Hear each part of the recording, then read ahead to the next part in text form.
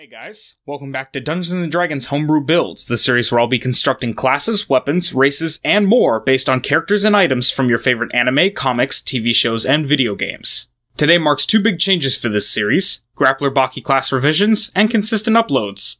Kinda.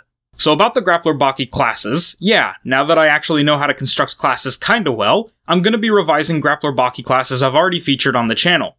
Well, except for the Nomi class. I do have a revised class called the Rikishi class featuring a Nomi subclass, a Nomi 2 class, and plans for Keihaya and Keihaya 2 subclasses, but I'm not sure I'm happy with the class features quite yet, so I'll hold off on that one. Maybe when we get more of Nomi 2 and possibly Keihaya 2, I'll have more material to work with, but we'll see. Anyway, I have the Master class, pretty much specifically for Gouki Shibukawa, and a Judoka class featuring a subclass for Iwao Miniuchi, of course, and even Morio Sonoda. Yeah, good old Mario Soda. He's actually kinda grown on me. Like a parasite, really, but still. Also, due to his distinct lack of fights in the series, that gave me a lot of creative liberties with his subclass features, and with the general lack of many fights between both Morio and Iwao, the Judoka class was able to be generic, a good thing considering the class itself should apply to any character that wants to fight using judo, with the subclasses being the heart of the Grappler Baki influence. The Master class is the exact opposite, with anybody playing it basically becoming Shibukawa's exact equal in technique, ability, and skill, which is definitely not a bad thing for sure. No subclasses, just the class, but don't worry, it's got a shit ton of features. Speaking of, let's get into those features and the class as a whole as we construct the penultimate class revision for both Grappler Baki and the series before we start new homebrew, the Master class. Starting where all great episodes of Dungeons & Dragons Homebrew builds start, let's talk about the hit die.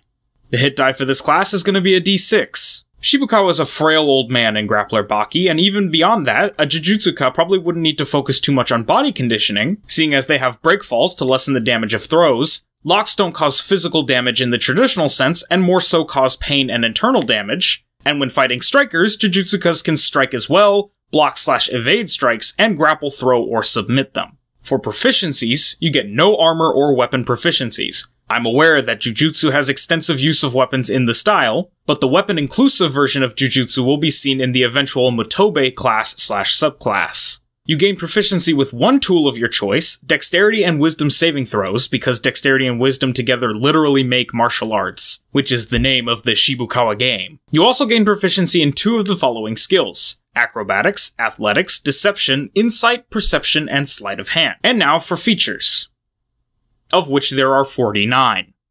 Yeah, buckle up, kiddos. So now the name of the game is Grappling. The features we're gonna get are Grappling, Grappling, and Grappling. And you just can't have a Shibukawa-based class without a Jujutsu flavor of the martial arts feature. Starting off with said feature, at first level, your practice of martial arts gives you mastery of Jujutsu that uses unarmed strikes and throws. You gain the following benefits while you are unarmed and you aren't wearing armor or wielding a shield. You can use Wisdom instead of Strength for attack and damage rolls of your unarmed strikes. You can roll a d6 in the place of the normal damage of your unarmed strikes. This die changes as you gain the Master levels, to 1d8 at 5th level, 1d10 at 11th level, and 1d12 at 17th level. When you use the attack action with an unarmed strike on your turn, you can make one throw action as a bonus action.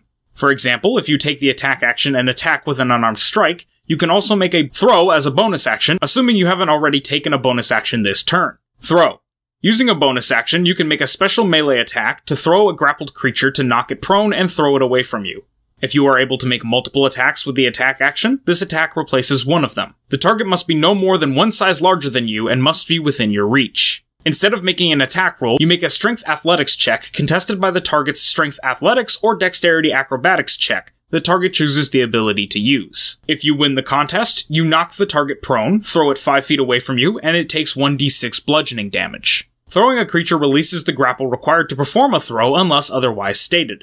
If a creature is not released from the grapple, they are not thrown 5 feet away. So the feature is similar to the normal martial arts feature, but the main takeaway for the changes of the class is 1. The damage die uses Wisdom, not Dexterity, as a bonus on account of Jujutsukas of Shibukawa's caliber, mainly relying on their decades of experience to make hits count. 2. The unarmed strike's damage die is a d6 and goes up from there. And 3. Instead of a second unarmed strike as a bonus action, you can throw creatures, an obvious inclusion for a Jujutsuka. Now after getting through that massive wall of text in a single feature, we've got another wall of text feature at first level. Yay!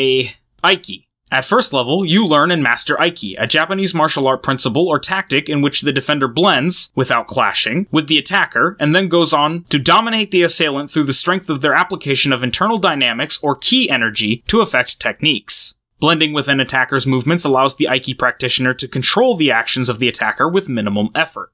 One applies Aiki by understanding the rhythm and intent of the attacker to find the optimal position and timing to apply a counter technique. As a reaction, you can reflect a successful melee attack back at a creature to either deal the damage of the attack plus your wisdom modifier, or redirect the attack and knock the creature 1d6 feet away for every 10 damage they would have dealt. In the event that the attack deals less than 10 damage, the attack is reflected, so it deals no damage to you, but the creature isn't moved. The creature must make a dexterity saving throw equal to 8 plus your The Master levels plus your wisdom modifier. If they fail, the creature is knocked prone after the attack is reflected, regardless of distance moved. If you or a creature attempts to initiate, maintain, or escape from a grapple, you can force the check to be a wisdom check instead of an athletic strength check for both you and the creature.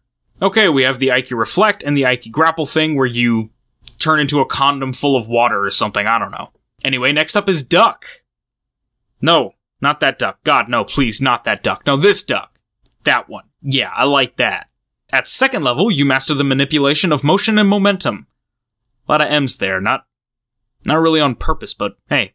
Anyway, when a creature moves to attack you with a melee attack, you can make a dexterity saving throw equal to or greater than the creature's attack roll. If you succeed, you can duck the attack, tripping the creature, to prone them before they hit you as a reaction. A pretty classic Shibukawa move. He used it in, and this is just off the top of my head, his fight with Roger Harlan, Yanagi, Ali Jr., and Kyoge, so I guess you can't be Shibukawa without Jujutsu, Aiki, and this tripping technique at least, but the Shibukawa features are still rolling. With the power of Jujutsu at second level, your martial prowess allows your skills to extend well beyond normal size constraints. You can now grapple and throw a creature up to 2 sizes larger than yourself.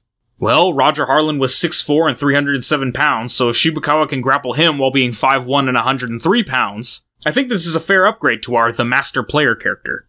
Nifty Way at second level sees us able to knock out even the most powerful men with a single finger.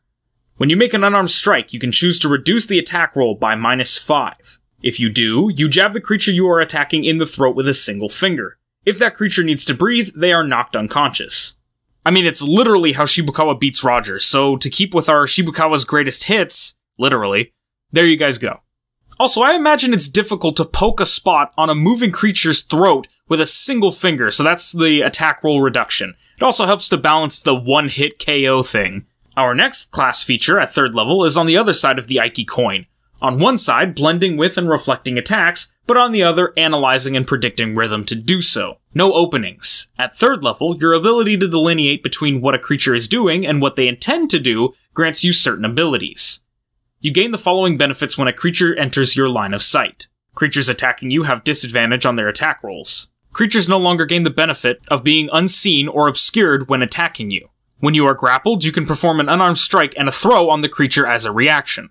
When you are attacked by a creature multiple times in a single round and the attacks are all melee attacks, you can use your reaction to stop all the attacks before they are launched. Now for clarification's sake, this specifically applies to a creature that has entered your line of sight and continues to interact with you for at least, 10 minutes. Case in point, Kosho as well as other opponents have tried to attack Shibukawa from physical blind spots, but even from behind he's able to predict what they're gonna do, so he has no blind spots even though he can't see them. No openings. With the Weakness of Karate feature at third level, your martial knowledge gives you access to certain anatomical weak points of humanoids. When a creature performs a melee attack against you and misses, it invokes an opportunity attack from you. If you perform an unarmed strike and hit, you can break the limb that was used to attack you. I hate to bring up Steven Seagal due to all the controversy surrounding him, but thanks to Jesse Enkamp, the karate nerd, we can see that this is an actual Aikido technique, so neat, I guess. With Stomp at third level, you can use your legs to make a heavy step directly onto a creature. Since the legs are 3 to 4 times stronger than arms, this unarmed strike deals 3 times as much as your normal unarmed strikes, but this unarmed strike can only be used on a prone creature. Shibukawa pretty often tries to finish fights by throwing his opponent onto the ground, and then stomping down on their necks with a Sakuto, a bladefoot strike. That is until Jack uses this 1-2 Shibukawa combo against Shibukawa himself to finish their match, and does it even better than Shibukawa, doing the neck stomp at the same time as Shibukawa bouncing up off of the ground from the throw. Quote, perfecting the timing. Now we can do that too. 4th level sees an ability score improvement or a feat. Take your pick and consider stuff like boosting dexterity or wisdom, or getting feats like alert. 5th level nets us Finger Grab, Fake Eye, and high level Budoka.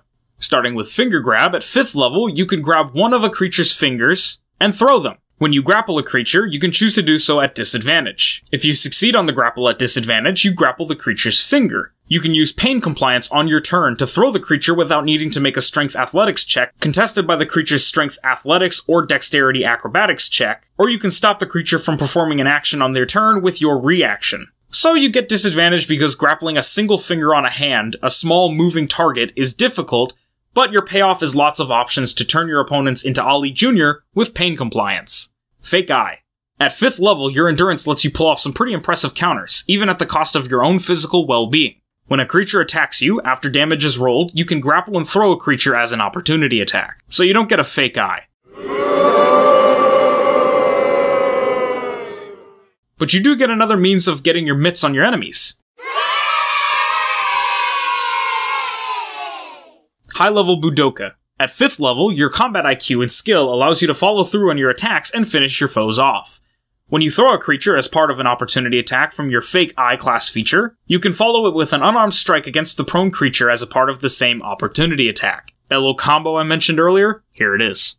You can now actually pull off the combo, since before you could throw as a bonus action and then stomp as an action all on your turn, but now you can also pull this off as a reaction, something more along the speed of the defensive Aikido/Jujutsu. We get more Aikido prediction with all fakes at 6th level. Your predictive mastery and level of focus vastly increase.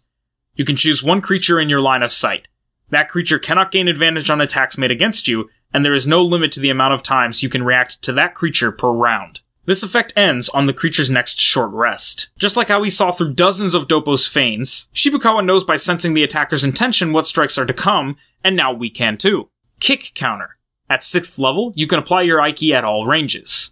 When you use your Aiki to deflect a prone creature's attack, you can follow up with an unarmed strike as part of the same reaction. Now we've got what amounts to Aiki ground game, so no Doppo Takesurugi comeback shenanigans here. Headbutt. At 6th level, you can put your neck back and then move it strongly forward, attacking your opponent's face with a head, or just causing your heads to collide. When you are attacked with a melee attack, you can use your reaction to headbutt the creature. The headbutt does 1d8 bludgeoning damage and stops the creature's attack. Shibukawa busted Doppo's nose and staggered him, so that not quite Aikido is entering our repertoire in a similar manner. To represent that nifty little foot pressure point that Shibukawa used once to paralyze Doppo and then never used again, we've got one toe. Apropos name, I know. At 7th level, you're actually able to pull off an immobilizing pressure point in a real fight by digging your toe into a certain spot on a creature's foot. When a creature attacks you with a melee attack, you can paralyze that creature with your toe. This creature is paralyzed until you move or release them. We also gain Endurance of the Years. At 7th level, even decisive and powerful blows can't put you down forever. Once per long rest, when you drop to 0 hit points, you instead drop to 1 hit point. This guy tanked the perfected version of a Doppo Orochi Seiken, one of the hardest hitting strikes in Grappler Baki, and proceeded to spin him in the air for 12 seconds straight. If that didn't kill old Shibukawa, nothing will. Speaking of that spin, we get 12 seconds at 7th level. You can accelerate a creature after throwing them for a gravity-defying spin. You can spin a creature for 12 seconds after throwing them. The creature is incapacitated and grappled while this is happening. When you complete the throw does 2 additional d6 of damage. That single throw, on top of rivaling Gai's and the Abaranaga as the most impressive throws in the series, wiped Doppo out, as it should have. Have fun pinwheeling a creature's body for 2 rounds only to slam their shit into the ground, straight down into the Sarlacc pit. At 8th level, we get our next ASI, so take this opportunity to get a new feat, something wisdom or dexterity, something unarmed strikes, something grappling, whatever. Or grab you some wisdom and dexterity, the most important scores. Alright. 17 down, 32 to go. Okay, here we go. 1/10 of a millimeter. At 9th level, your years of experience in training martial arts and fighting with those abilities allow you to perform the most absurd feats of technical skill. When you are successfully hit by a creature performing a melee attack, you can use a reaction to reduce the damage by half and throw the creature. As if to prove my point about Shibukawa being unkillable, Shibukawa caught Doppo after taking a Doppo Orochi Perfect Seiken, the same Seiken that's been called the hardest on Earth, but the perfected version, a Bodhisattva fist, to the face, and didn't lose his head like Jeeps from Men in Black. That's where this feature comes from, without breaking form. At 9th level, your reflexes, timing, and precision are so acute, you can dodge attacks in a manner that makes them appear to be feigns. Your armor class is now 10 plus your dexterity modifier plus your wisdom modifier. You guys were probably wondering why the Master didn't have an unarmored defense equivalent, and that's partially because of this feature being part of the Jack fight's representation, but also because the Master is already really good at avoiding damage. So making him even better at that is something I preferred to make a higher level feature. Next up is Tear Point. At 9th level, if you strike a creature's tear point precisely at high speed with a drop of water, their tear gland bursts. If you have water in your mouth, you can spit it as a stream at a creature's face, particularly at their tear point. You can make a ranged attack with disadvantage. On a hit, if the creature needs to breathe, they begin to suffocate. Having gotten through Shibukawa's showings during the Roger Harlan fight, the Kosho Shinogi fight, and the Doppo fight, this will be the feature to represent his showings in the Jack fight, giving us the ability to drown our opponents like Shibukawa did. One time, even though this is a very useful technique. Don't get up. At 10th level, the power of your throw slams are increased by your perfection of the technique. Your throws deal 2d6 damage now, and stun the creature on a failed DC 18 dexterity saving throw. So, as we later see with everyone else Shibukawa fights, if you don't brace yourself for the Master throw, it's gonna hurt and it's gonna rattle your noggin. Keep going. At 10th level, your assault and follow-up on grounded opponents becomes more precise and deadly. When you use a stomp unarmed strike on a creature, you stomp on the creature's neck. The unarmed strike now deals 4 times the damage of your normal unarmed strike. And now it's perfect. We even got the neck stomp part of the combo. If you guys want to, you can feature this all in the Stomp class feature, but as of constructing the class, to make sure I had a feature for each of Shibukawa's major feats and showings, I made each and every feat a distinct feature. Achilles. Gee, I wonder what this is referring to. At 10th level, your pain tolerance allows you to take on the worst kinds of pain without so much as blinking. You are now immune to the effects of a critical hit from attacks that deal piercing damage. This feature was kinda hard to come up with, endurance feats usually are, but I like to represent how well you as a martial artist will be able to take a beating. So I figured this works since damage in D&D can be how much it destroys your body or how much it hurts. Wobbly. At 11th level, you've been on the receiving end of a concussion, so you've built up resilience against the effects of it. You can add your proficiency bonus to saving throws against the stunned condition. If anyone can take a smack from Jack and fight back, they are certainly anything but whack. Seriously though, he got clocked by Jack, was 75 years old, and was able to fight through a concussion. Look out! No, that's the name of the feature, don't worry. At 10th level, your perfect balance and center of gravity make taking you down to the ground much harder. An attack roll made against you while you are prone no longer has advantage even if the attacker is within 5 feet of you. Dude was on the ground being chomped at, and he was evading with 1 usable foot. Seems a bit niche, as do some of the other features, but if you put together enough niche, you get a feature for every kind of situation. Strength of technique. At 11th level, dimwits no longer stand a chance against your grappling prowess. When a creature that has you grappled attacks you, you can use Aiki as a reaction to throw the creature and escape the grapple. This feature is as big a deal to us as it was when Shibukawa used it against Jack. You can use Aiki to change grapple attempts into wisdom checks instead of strength checks, which is good since creatures with high strength that would grapple typically don't have high wisdom, but there's no guarantee that creatures that try to grapple you don't have high strength and wisdom, as unlikely as it is. Now, even if the Aiki ability score change doesn't work and you get grappled, you can escape. 12th level rolls along and we get another ASI, second verse, same as the first. But if you've been relentlessly dumping into Dex and Wisdom, you're probably getting close to the max. Time to start looking at feats or bolstering your hit points. We're at 13th level and I feel like I've been talking forever. Out of the probably close to 100 homebrew classes I've made, this class is the one with the most features that have the longest description, and it doesn't even have any subclasses. Also, that's not even taking into account that this is the second voice recording that I've done today, and I have to do multiple takes of almost every line because I stutter at some point, or run out of breath, or say something stupid that's not in the script. Well, anyway, through and through at 13th level has your Aiki give you the ability to overcome all grapples. When a creature has you grappled, you can use Aiki to end the grapple and throw the creature on your turn. Now, you don't even need to be attacked to escape, which is useful because it's possible that, when you are attacked by the creature that's grappling you, you could have already used your reaction at that point. Now you can do it as soon as you gain a reaction before they even try to attack, so you don't have to spend any time grappled. The other feature is also still useful because if you do have your reaction, you can avoid being attacked outright. Seated. At 13th level, as an absolute total master of martial arts, Positions that are normally a vulnerability to others are just another stance to you. As an action, you can sit in the Seiza position, which makes you prone. If you do, as a reaction, you can negate a melee attack made against you and throw the attacker. So you're dead in the water if you're attacked at range, but melee attacks don't do jack shit.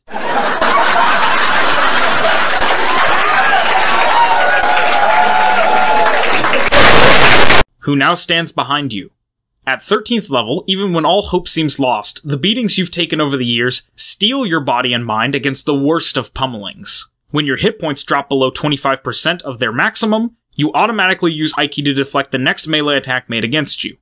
Named after that Kagome Kagome song both Shibukawa and Shunsui Kyoraku from Bleach are big fans of, this feature is basically your last line of defense and has you use Aiki to defend yourself regardless as to whether or not it's your turn and whether or not you have an available reaction. Perfected timing is going to bring our Shibukawa Maximum Tournament The Master features to a close as Shibukawa, and by extension The Master, learns that sick neck stomp combo timing from our boy Jack Bites mid-diff. At 14th level, even an old dog can learn new tricks when he knows he's been outdone. When you throw somebody as an attack action, you can now make an unarmed strike on them as part of the same action. We're finally getting our first The Master feature from new Grappler Baki. Set Spike. At 14th level, you've grown so vastly in skill, men that were once serious threats are no more than a volleyball to you now. After performing a duck, you can make an unarmed strike and throw as part of the same action. So this is basically a combination of the Shibukawa trip and his concussion-inducing throw, and we follow that with another Shibukawa v Yanagi-inspired feature stemming from Shibukawa's request from Baki to follow his lead as they tag-teamed Yanagi, which, like in most instances of that term being used, ended with Yanagi getting fuck my lead. At 14th level, every aspect of your being is a weapon, and sometimes you must improvise. When you are injured, you can use your blood to make a ranged attack against a creature at most 10 feet away as a bonus action. If you hit them, they are blinded by your blood until the start of their next turn, at which point they can use a bonus action to wipe the blood away. Great for team fights like what Baki and Shibukawa did. Shibukawa uses his bonus action to blind Yanagi, grapples him, and now Baki is free to pummel the blinded and restrained Yanagi. Too bad Yanagi's initiative came first. Moving down to our last 16 features at our last 5 levels, 2 of which are ASIs. With a handshake. At 15th level, your handshakes can bring the mightiest of men to their knees. If you grapple a creature or a creature attempts to grapple you and you contest the grapple successfully using Aiki, you can choose to restrain the creature. You can also force the creature prone as a bonus action on your turn. A certified hood classic for sure, a handshake can bring the mightiest of men to their knees. Next, your rules. At 15th level, men twice your size find it impossible to resist your power. When you move a creature grappled by means of a finger grab, you can force that creature to move with you without your speed being halved, regardless of the creature's size. My man turned the legendary Oliver Biscuit, strongest man in America, a near peer to the ogre Yujiro Hanma, into a comedy prop and walked him down the hall like a dog. And we all know Oliver isn't a dog. What the fuck? Repel. At 15th level, simple throws and shoves do not work on a master of your level. If a creature throws or shoves you, you can, as a reaction, negate being thrown or damaged by the attack, as well as dislocate the wrist of the attacking creature. People like to say Oliver took it easy on Shibukawa, even though that goes against his entire characterization and the point of the national/freedom feud between him and Jun, but Shibukawa treated this man's wrist like Toa Mator's ball joints. That's a victory to the man whose head was held higher, as Yujiro likes to say. Now we can take W's against Oliver too.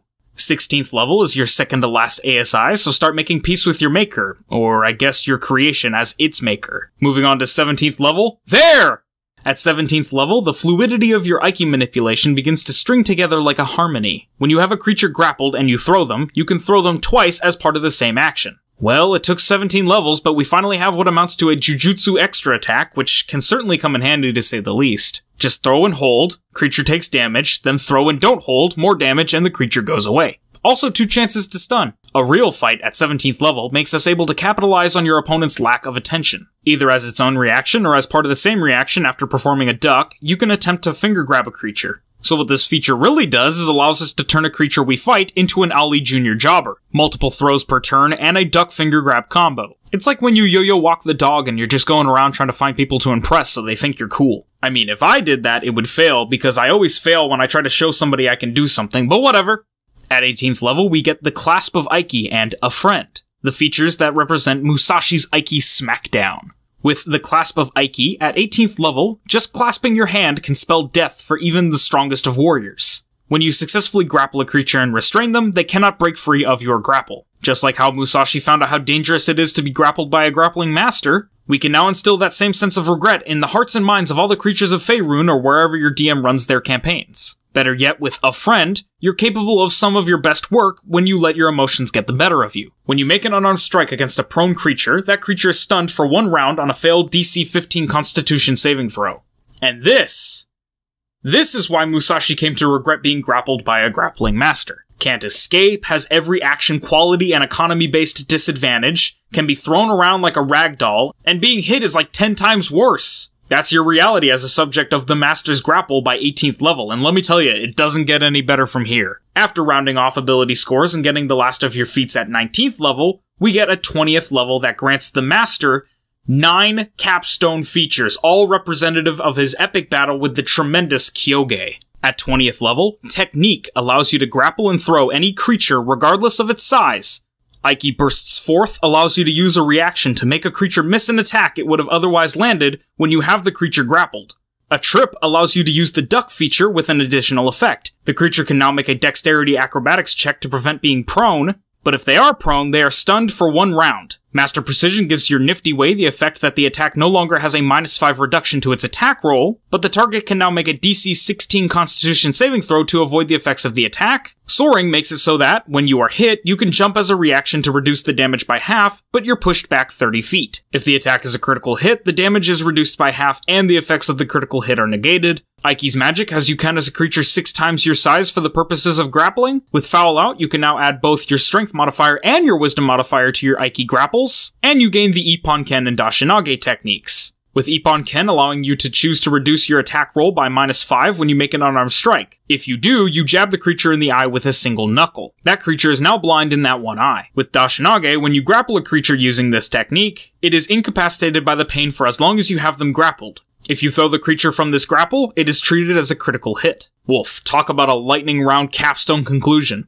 We have, in order, Technique finally giving us the ability to grapple any creature of any size, a feature that could be included in the one that allows us to grapple creatures up to 2 sizes larger, but as I've explained, I made a feature for every notable feat for simplicity's sake. If you download the XML file from the link in the description and some of the features are missing, they've probably been condensed into other features, so be sure to check. We have Aiki Bursts Forth, which allows us to make creatures we have grappled miss attacks without needing to get a finger grab off. You still can for pain compliance and stuff, but no need for disadvantage grappling. A Trip and Master Precision boost Duck and Nifty Way respectively. Soaring is a damage reduction option. Aiki Magic makes it next to impossible for a creature to grapple you successfully. Foul Out boosts our grappling rolls. And the 2 techniques at the end expand both our striking and grappling arsenal. And that's it, kiddos! The Master. Check out the Master class as well as all the other homebrew on the channel in a Google Doc in the link in the description down below, and be sure to do all the stuff to support the channel. Let me know if you liked this, and let me know what other classes and stuff you guys would like to see. I've been El Presidente of La YouTubia, and thanks for watching. Peace.